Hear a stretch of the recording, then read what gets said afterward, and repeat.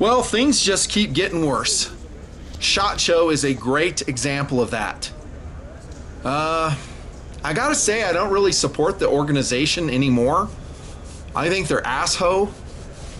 You heard right, I really do. I tried to get a media badge this year to go and do a few videos for you guys. I went under the Nut and Fancy name, which they should know, right? I mean, I was one of the original dudes to go cover SHOT Show back in the day. Dude never heard of me. Never heard of me. I was like, I've kind of done a lot of SHOT Show coverage before. He goes, yeah, I don't know who you are. You need to do this, this, this, and this to get a media badge. And what do you do again? What's your website? Who are you with? What experience do you have? Why isn't your full name on your website?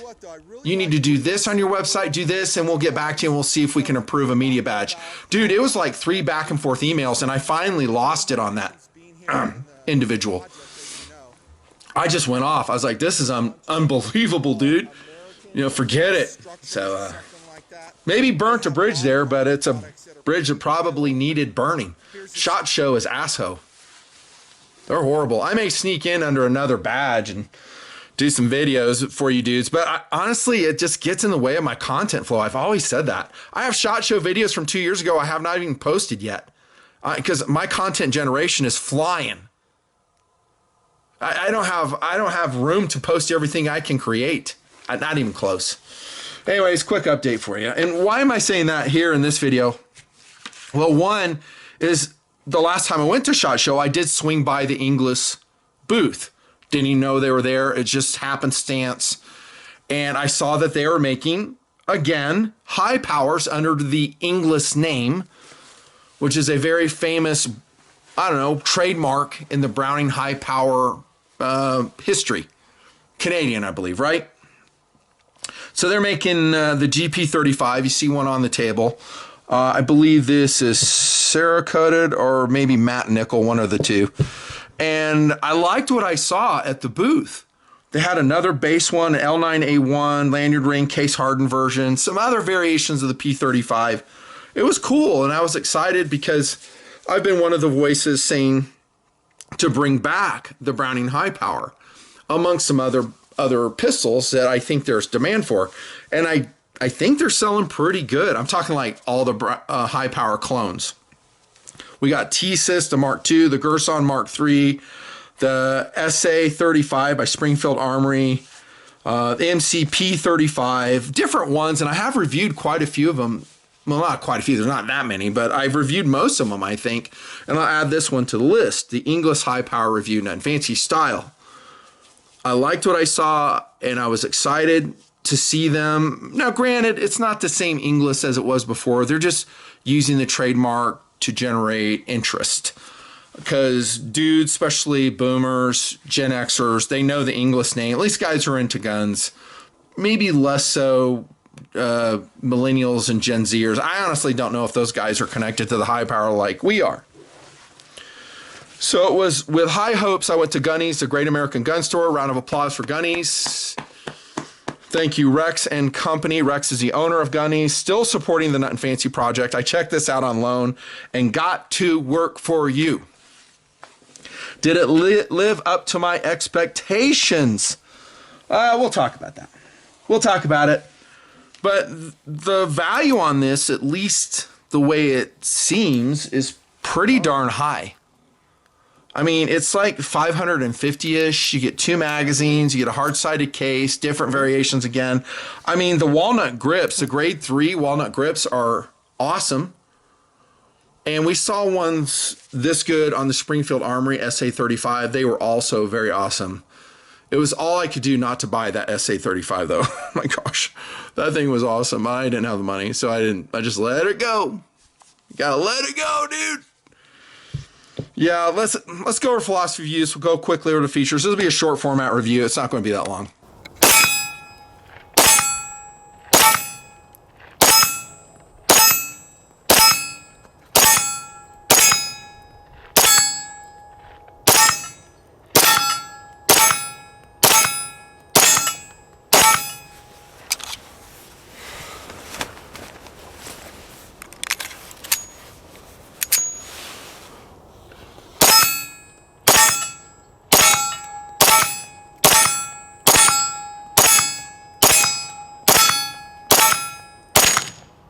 Yeah, that shoots good.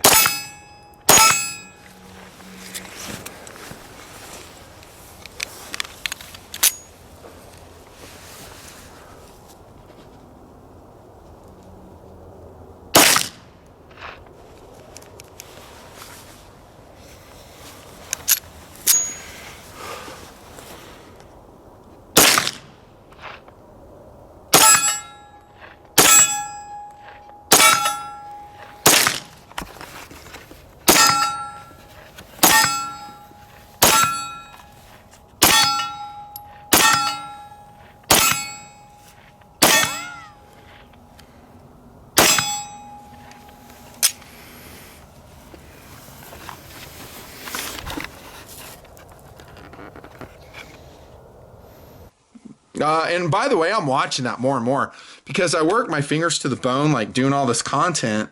And then I'm looking at the stats of how often you watch the video from start to finish. And if they bail at 15-minute mark or 10-minute mark, I'm like, why even bother? I don't care what I'm talking about. I don't care how entertaining it is, how fun it is, what, cool things I'm showing. This, by the way, is a God of War. This is the 8611. Damn, that's cool. Holy cow, that's cool. Yeah, so if guys aren't watching, it's like, eh. Let's get going, though. Philosophy of use will be a stand-in for the real thing. And here is my Belgian-produced real Browning high power. Purchased used, and I didn't scratch it. The previous owner did. Still a fantastic gun. Go watch my anchor review on the type. It'll be on this gun, the Browning high power. I go through the history, the manufacturer, the differences of the Mark IIs and Mark IIIs. Watch that. But guys can't get this. If they were to get it, it's just too expensive. These keep going up and up and up and up. I don't think it's uncommon for you to have to spend $2,000, $2,500 for a very clean Browning high power. And that's now. Who knows what the future holds? So dude has a built-in thirst to have a P35, an HP, and so he goes to Inglis, and he knows the Inglis name. It was associated with World War II issued BHPs. Cool. But is it going to live up to that reputation? Well, again, we'll get to that. Philosophy of use, though, will be a collectible stand-in for a much more expensive Browning high power. Go to war handgun, no. Home defense, no, it doesn't have a rail on it. Vehicle defense, no, no, and no. These things are heavy. I mean, I don't write the weight down, but they're around 40 ounces, something like that. They're steel framed, old school Browning high powers, which makes me wonder. I mean, the GIs were carrying around, of course, the 1911s. Those were very heavy too. And the ammunition was even heavier.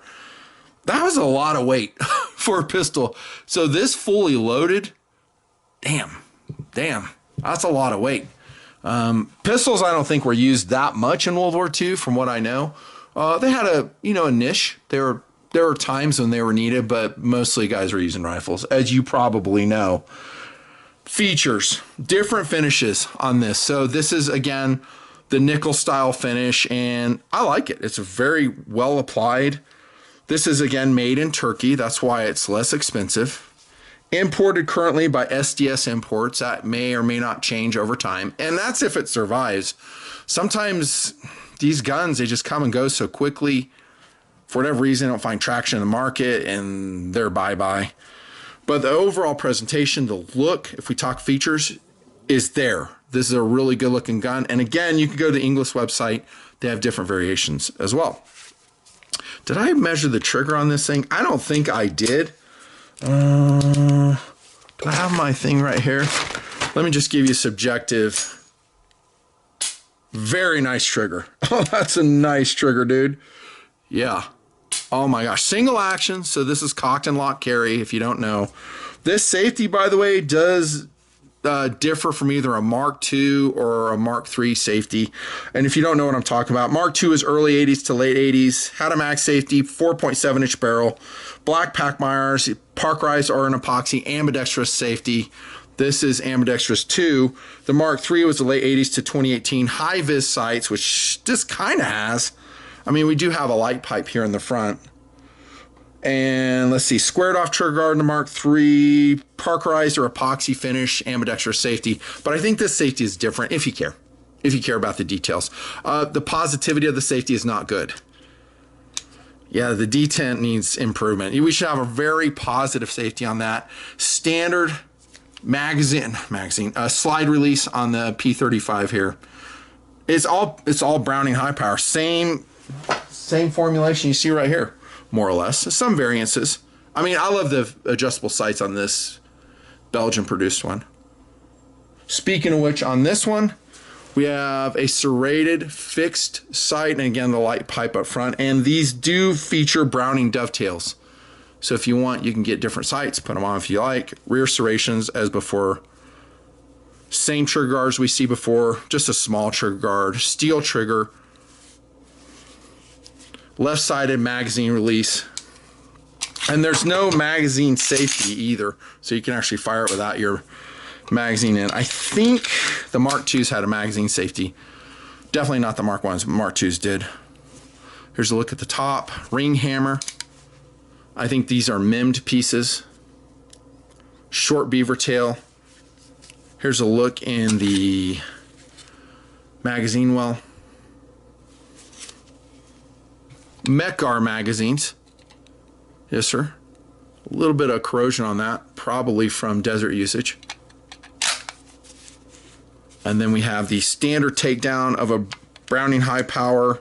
No big surprise there. Standard barrel. This is a 4140 button rifled, hard chromed, cold hammer forged barrel.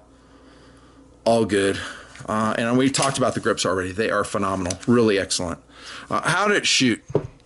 Did it live up to my level of excitement that I had for the Inglis high power reiteration? The answer is no. Love that coating on it. Hit it. Inglis P35.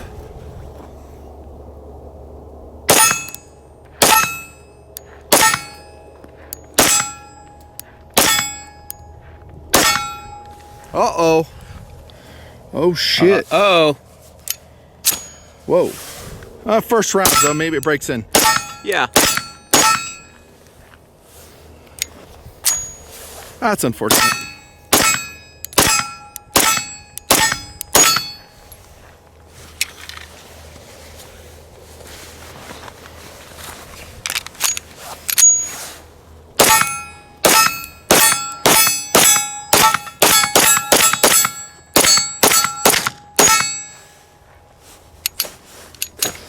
Uh-oh.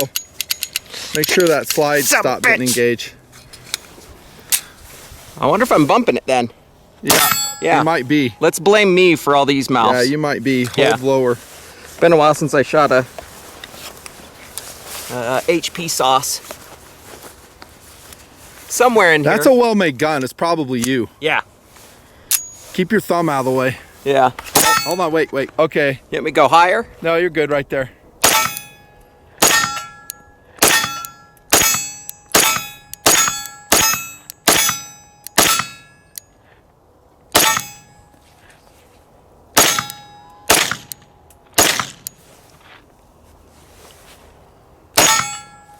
That's more like it. Max accuracy. Finger off the trigger till you're ready to shoot. Okay, top left.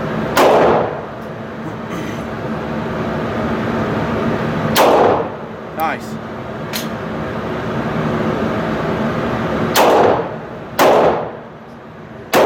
Stoppage. Oh. Just get to slide back. Let's see. Yeah. Don't cross your thumbs. Keep your thumbs control and make sure you're not hitting that level.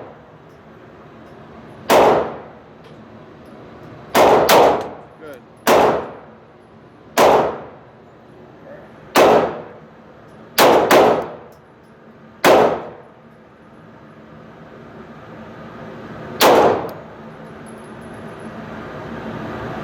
Nice.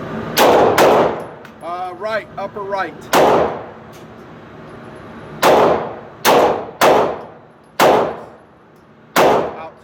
At all types of jams, left and right, lots and lots of jams. And I'm talking with FMJs, hollow points as well. Very disappointing. And you compare that against, well, the Thesis Mark II, the Gerson Mark III, The MC P35, the SA35, those ran well. One or two stoppages as memory serves, but mostly they ran well. The original Browning High Power, this one at least, 100%. I don't think so. Yeah. That's why I'm so and far dude, down this is on an it. old gun. Brand new gun. So you can't say, well, you know, it's a tired recoil spring. Really? How about this one? I haven't even replaced this one. 100%. With hollow points, too. Interesting. The accuracy, however, was very good. Look at that. This is only at 5 yards, though.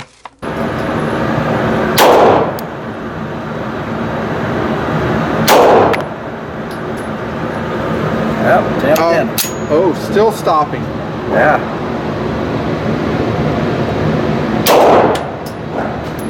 Left.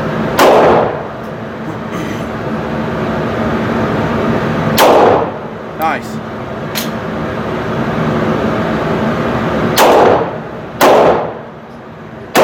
Stoppage. Yep. Just want it to slide back. Let's see. Yeah. Blowing out the same hole pretty much. Wow, that's pretty damn good. So the accuracy is there. They're 7 yards. Inglis High Power. Look at this. Accuracy is phenomenal. So the fit is good. Let's check that frame fit. Very nice. Very tight. But the reliability. So I think the problem is they just are lacking in quality control. They need to test fire the guns before they go out the door. They need to put a test target in there. I've said this over and over again. I think basically every handgun you buy should have that whenever possible. Yeah, I don't like it. Not recommended, actually. The one that's coming to mind is the Springfield Armory SA35. I think that is one of your better options. The Thesis also win. The Gerson, I think I was less enthusiastic about it. The MCP 35, I was enthusiastic about that one as well. Yeah, but I don't know. Oh, I did write the trigger weight down. 5 pounds, 15 ounces. It's not recommended. That's the bottom line. It's not recommended. I'm a little bit sad to say that, but I can't lie. You know, I would love to come to table and say, oh, this is another great, you know, Browning High Power clone option. It ain't. It's got too many issues. Anyway, there's your review. On the table, we have a Laco 42mm automatic. I think this is called the Augsburg. Link below. Fantastic watch. Fits all wrists. Not too big. And this is a newer light. This is a workhorse. This is the TD02. Very inexpensive, 2,000 lumens, 6 modes. What do you know? A non-Olight product. There you go. KTM still in the project. Watch the moto content. It is still cranking on. You'll get the full flow at patreon.com/nutandfancy. Those guys get everything. But if you're just watching my gun reviews on the A channel, you're basically getting only one video a week because that's all you guys are supporting. That's all you're watching. So, I mean, if I get 50 to 100K views on a video, then I'll give you 2 per week. It's all basically viewer interest. This is my SOG Auto. Look at how wasted this thing is, man. Specifically the discontinued Spec Elite 2. Oh, dude. I put some wear on that sucker. Damn, I just resharpened it too on the Edge Pro Apex. Cryode OS 8. I'll put a couple auto knives down there that would stand in for this one. And this is, of course, the beautiful Feldknieven A1 wilderness knife. And we're done, boys. See ya! Next video. Hopefully no jams.